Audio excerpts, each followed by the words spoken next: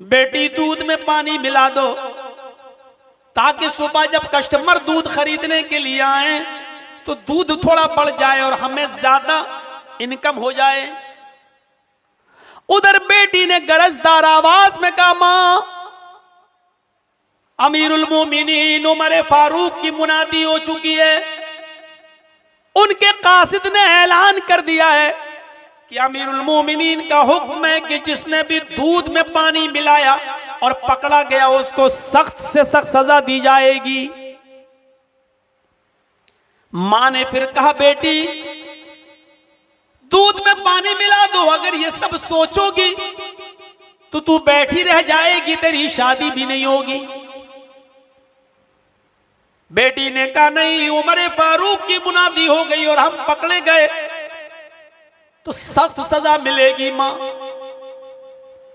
उस औरत ने, मां ने फिर जवाब दिया, बेटी इस वक्त ना उमर देख रहा है ना उमर का लश्कर, कोई नहीं देख रहा है, अच्छा मौका है, तुम दूध में पानी मिला दो। हजरत उमर झोंपड़ी से कान लगाकर दोनों की गुफ्तगू सुन रहे हैं।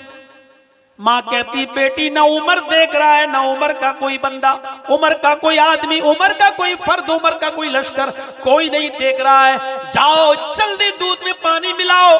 और बेटी ने इसका जो जवाब दिया उस जवाब से उमर फारूक भी बहुत खुश हुए। बेटी ने कहा, मां उमर नहीं देख रहा है तो क्या हुआ, मां उमर को पता नहीं तो क्या हुआ, उमर का रब तो देख रहा है, उमर का अल्लाह तो देख रहा है, उमर के रब को तो पता है ये अच्छा काम नहीं है। मां मैं दूध में पानी नहीं मिला सकती, रब से कोई नहीं छिपा। इसको कहते हैं अकीदा रखना कि अल्लाह देख रहा है। एक हमारा अकीदा है, शराब भी पिए अल्लाह देख रहा है, जुआ भी खेले अल्लाह देख रहा है, लॉटरी के टिकट भी खरीदे अल्लाह देख रहा है, एक दूसरे के हक भी मार अल्लाह देख रहा है। ये औरत की लड़की क्या कहती है, मां अरे उमर नहीं देख रहा तो क्या हुआ, उमर का रब तो देख रहा है। हजरत उमर ने अपने साथी से कहा, इस मकान नंबर को नोट कर लो। उसने मकान नंबर नोट किया और आगे बढ़ गए हजरत उमर। सुबह हुई तो अपने दरबार खिलाफत में मां और बेटी दोनों को बुलाया। मां बेटी दोनों आई। हजरत उमर फारूक ने कहा, ए बुढ़िया, कितना पानी मिलाया था दूध में रात में? सटपटा गई। कहा, अमीरुल मोमिनीन एक बूंद भी नहीं। कहा, नहीं, कल तुम कह रही थी। कहा, अमीरुल मोमिनीन ये सच है कि मैं कह रही थी, लेकिन मेरी बेटी ने एक बूंद भी पानी नहीं मिलाया। कहा, मुझे मालूम है, तेरी बेटी ने दूध में एक बूंद भी पानी नहीं मिलाया, मैं जानता हूं, और इसीलिए मैंने तुझे यहां बुलाया है। तेरी बेटी का रिश्ता कहीं पक्का हुआ? कहा, नहीं अमीरुल मोमिनीन, गरीब घराना है, कहां रिश्ता आता है। हजरत उमर फारूक ने कहा, तेरी बेटी के लिए एक बहुत अच्छा रिश्ता है। कहा, आप मजाक कर रहे हैं अमीरुल मोमिनीन, मेरी बेटी के लिए कोई रिश्ता नहीं है। कहा कि उमर अपने बेटे का पैगाम देता है तुझे तेरी बेटी के रिश्ते के लिए। क्या तुझे अपनी बेटी का रिश्ता मेरे बेटे को मंजूर है? कहा, अमीरुल मोमिनीन ये मजाक मत कीजिए। फरमाया, आए इस बच्ची की मां, मुझे तेरी बेटी में एक ही खूबी नजर आई, न मैंने उसका माल देखा है, न मैंने हस्बो नसब देखा है, न मैंने खूबसूरती की तरफ नजर डाली है। हमने सिर्फ तेरी लड़की की दीनदारी देखी है, तेरी लड़की का यह हौसला देखा है जो उमर से नहीं उमर के रब से डरती है। और कल तेरी बेटी के ये जुमले मुझे बहुत भा गए, मां उमर नहीं देख रहा तो क्या हुआ, उमर का रब तो देख रहा है। तेरी बेटी के जुमलों ने मुझे मजबूर कर दिया कि मैं अपने बेटे का रिश्ता तेरी बेटी के साथ करूं। ऐसी दीनदार बहू की जरूरत है मुझे, ऐसी दीनदार लड़की की जरूरत है मुझे अपने बेटे के लिए। मुझे नहीं मतलब कि तू गरीब है, तेरा हस्ब नसब क्या है, तेरी बेटी खूबसूरत है या नहीं, तू कितनी अमीर है, मुझे इससे कोई मतलब नहीं। तेरी बेटी की दीनदारी ने मुझे इस बात की तरफ मजबूर किया है कि अल्लाह के रसूल की हदीस पर अमल करते हुए मैं अपने बेटे के लिए ऐसी बेटी देखूं, ऐसी लड़की देखूं जो दीनदार हो। और ये दीनदारी की खूबी तेरी बेटी के अंदर मौजूद है।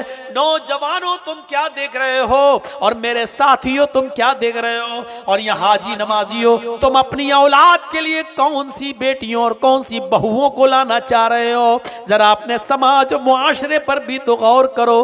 तकवे का ताल्लुक इस चीज से भी है कि हम अपने बेटे के लिए क्या चीज देखें और कौन सी लड़की देखें। एक शख्स आता है और कहता है, अमीरुल मोमिनीन, मेरा बेटा मेरा कहना नहीं मानता है और बड़ी मेरी नाफरमानी करता है। हजरत उमर ने उसके बेटे को बुलाया, अब कोड़ा निकाला और कहा कि मैंने सुना है कि तू अपने बाप की बड़ी नाफरमानी करता है। उसको खूब डांटा, फटकारा। जब बेटे को डांट चुके तो वो लड़का बोला, अमीरुल मोमिनीन बस हो गया, जितना समझाना था आपने समझा लिया, अब मैं भी कुछ बोलूं। कहा क्या बोलना चाहते हो?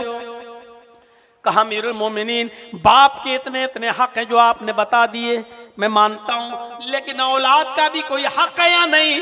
हजरत उमर ने फरमाया, हाँ औलाद का हक यह है कि जब वो पैदा हो तो उसका अच्छा नाम रखा जाए, 7वें दिन उसका अकीका किया जाए, उसका अच्छा नाम रखा जाए, उसकी अच्छी तरबियत की जाए, और जब वो बच्चा जवान हो जाए, बालिग हो जाए, तो अच्छे घर में, दीनदार घराने में उस लड़के की शादी करा दे। फरमाया अमीरुल मोमिनीन, इन कामों में से मेरे बाप ने मेरे साथ कोई काम नहीं किया, कोई काम नहीं किया। कहा क्यों, क्या बात है? कहा अमीरुल मोमिनीन, जब मैं पैदा हुआ तो 7वें दिन अकीका भी नहीं किया, मेरा अच्छा नाम भी नहीं रखा। उसने अपना नाम बताया जिसका उर्दू तर्जमा होता है खटमल, ये रखा है मेरे बाप ने मेरा नाम।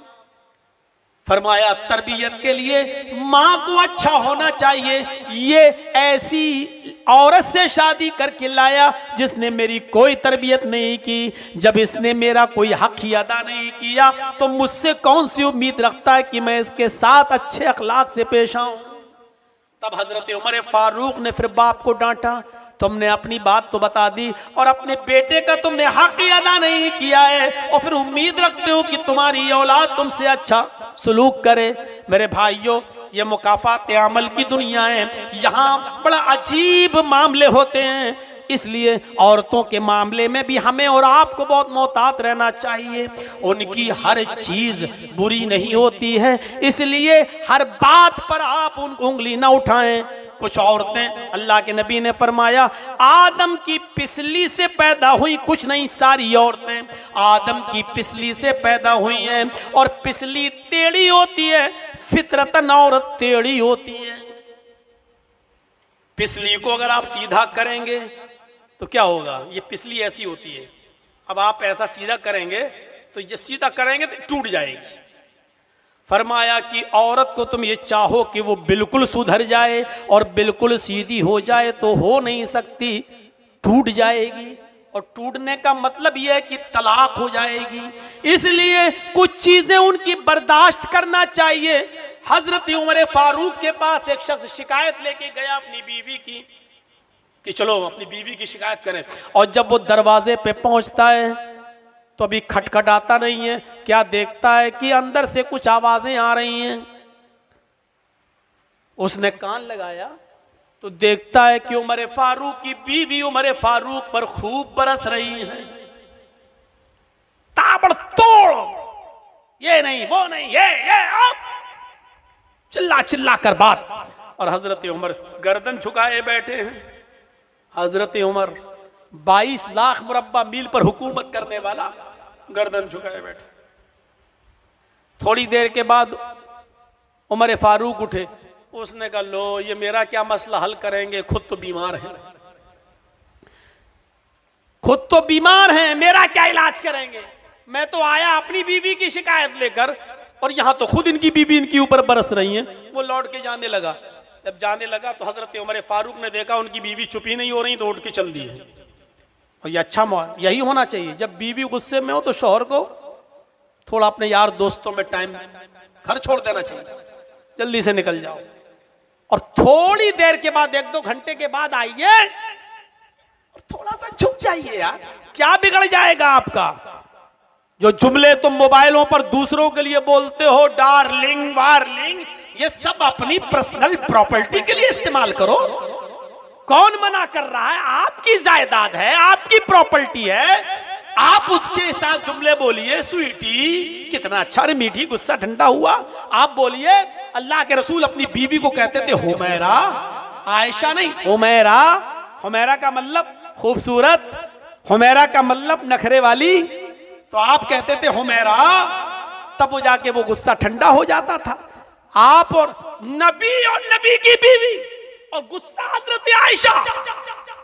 अल्लाह के नबी के पास कहीं से खजूर आ गए, खुद भूखे थे, आयशा भी भूखी थी, और गुस्सा हजरत आयशा।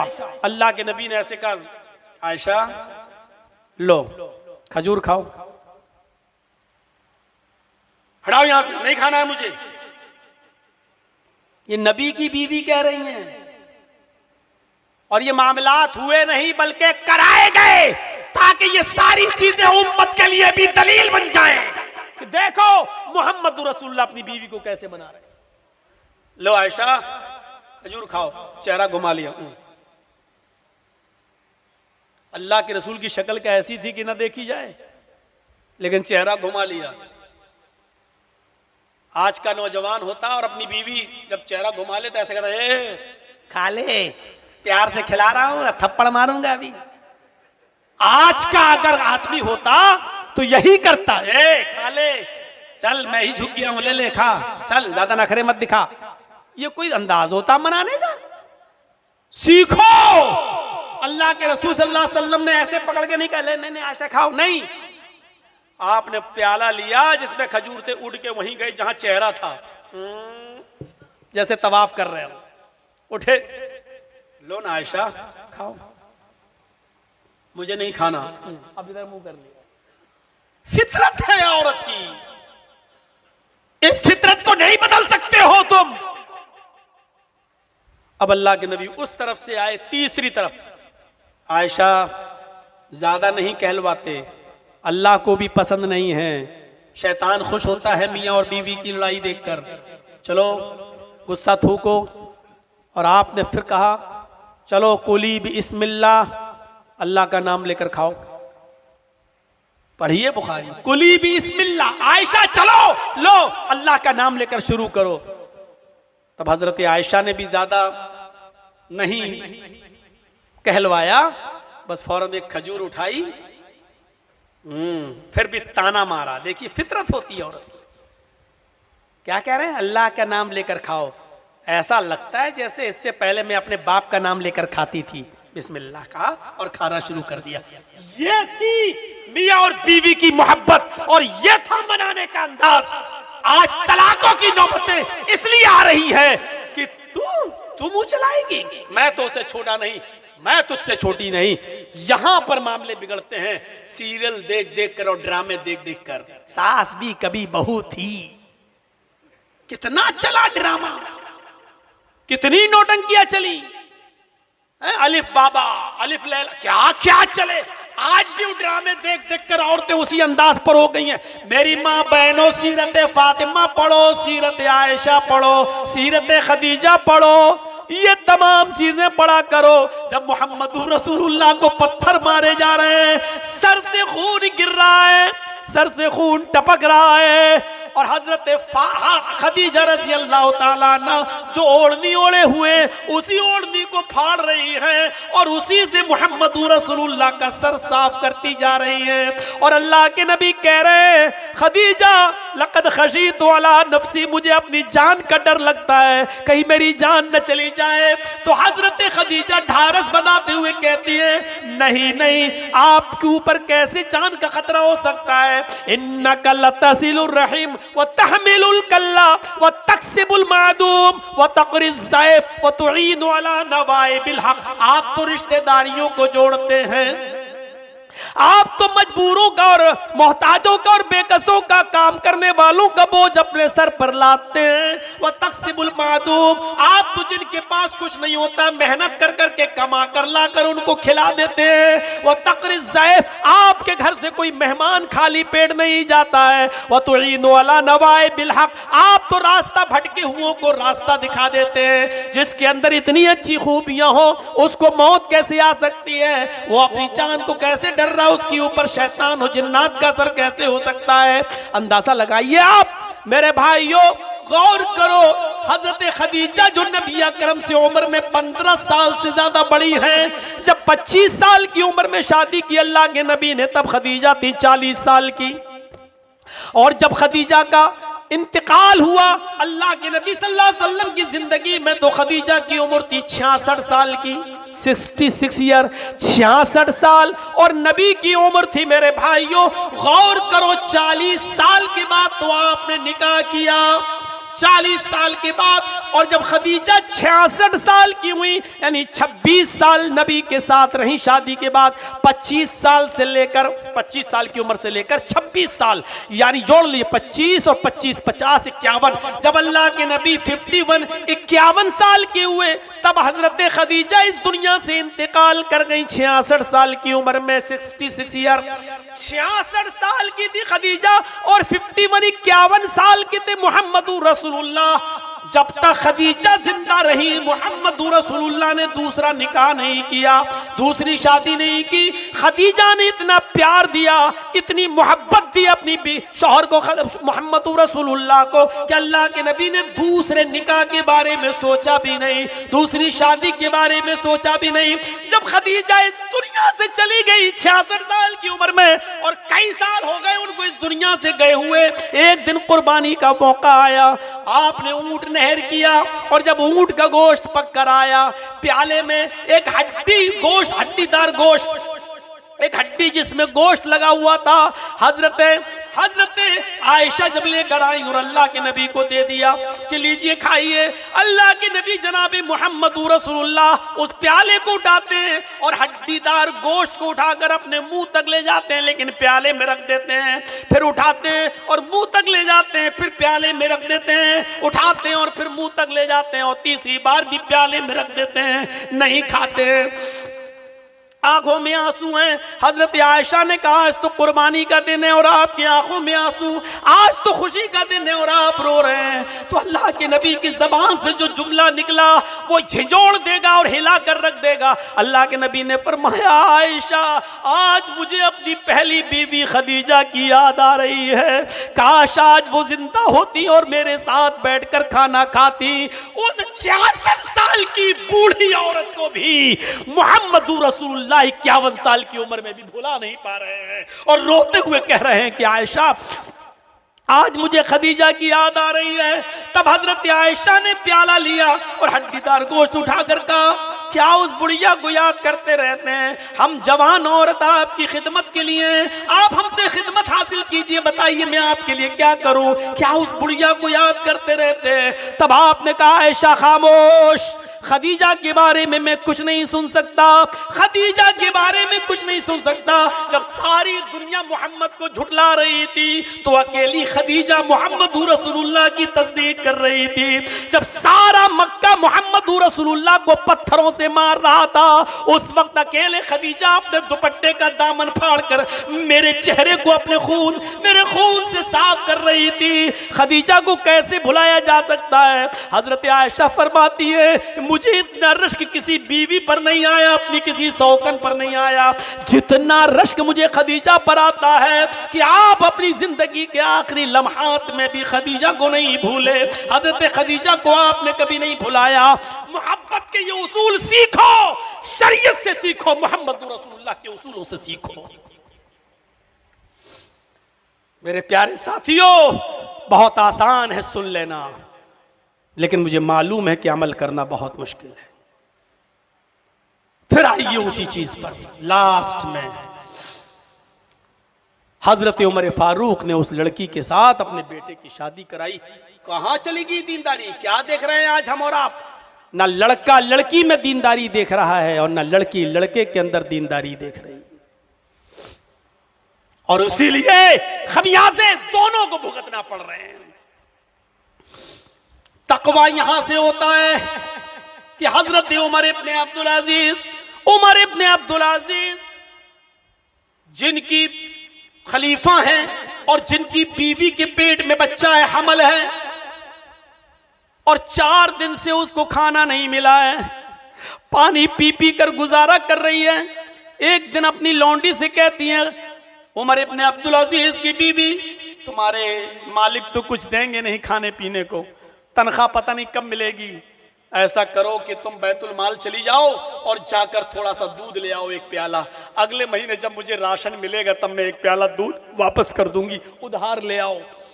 लौंडी एक प्याला दूध लेने के लिए बैतुल माल जाती है और खजांची से कहती है, ट्रेजरी से, कि एक प्याला दूध दे दो। उमर इब्ने अब्दुल अजीज अमीरुल मोमिनीन की बीवी हमल से हैं और 4 दिन से भूखी हैं।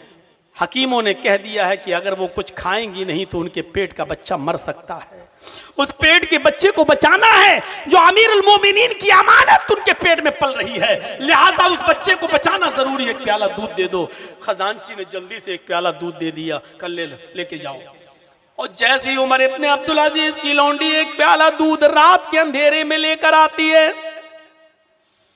और उमर इब्ने अब्दुल अजीज की बीवी के पास पहुंचती है, उमर इब्ने अब्दुल अजीज कुएं के पास बैठकर तहज्जुद की नमाज पढ़ने के लिए वुजू बना रहे हैं।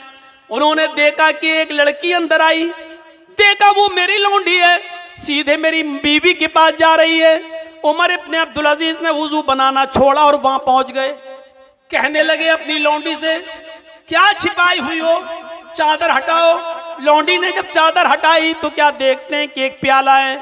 उमर इब्ने अब्दुल अजीज ने देखा कि वो प्याला क्या है, दूध से भरा हुआ है।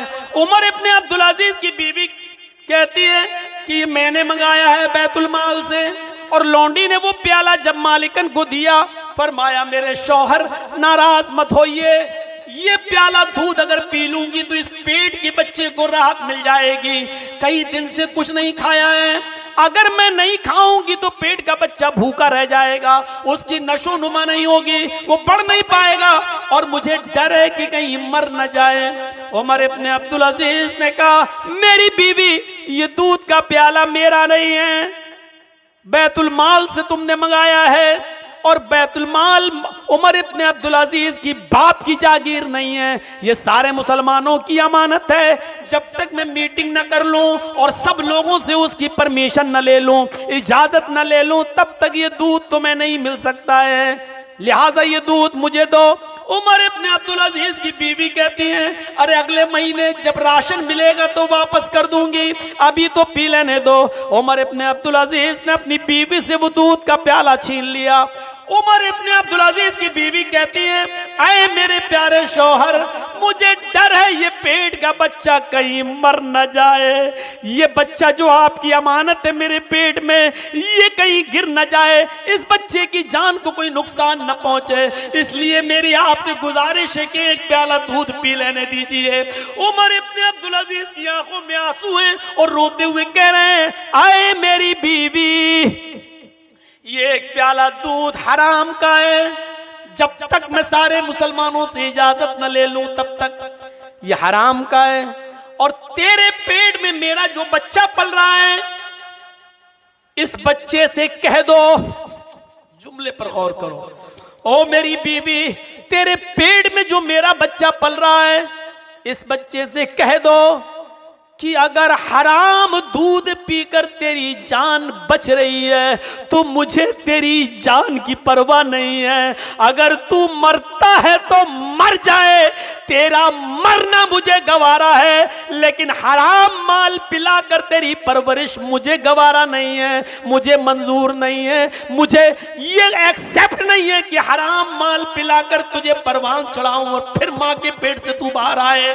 मुझे नहीं चाहिए ऐसा बच्चा जो माले हराम खाकर पले और बड़े और परवरिश पाए और फिर वो दुनिया में आए, नहीं चाहिए मुझे ऐसा बच्चा। इस बच्चे से कह दो कि मरता है तो मर जाए, तेरी मौत मुझे मंजूर है लेकिन हराम माल खिलाना मंजूर नहीं। और लेकर गए और बैतुल माल में दूध का प्याला जमा कर दिया और कहा खजांची से, याद रखना, मेरी इजाजत के बगैर अगर आइंदा तुमने कभी किसी को भी दूध दिया या कोई चीज, तो सबसे पहले मैं तुम्हें सख्त सजा दूंगा और चोरी के इल्जाम में तुम्हारे हाथ काटने तक की नौबत आ जाएगी।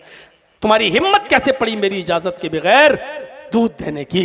ये तकवा था, ये परहेजगारी थी। मेरे प्यारे साथियों, 2 घंटा मेरा हो चुका है, अब मेरे अंदर हिम्मत नहीं है। जुमे का खुतबा देते देते आधे घंटे के बाद मुझे चक्कर आ गया था और गिरने ही वाला था, वॉमिटिंग भी हुई मुझे। इसलिए 2 घंटा मैं जो बोल चुका हूं काफी है।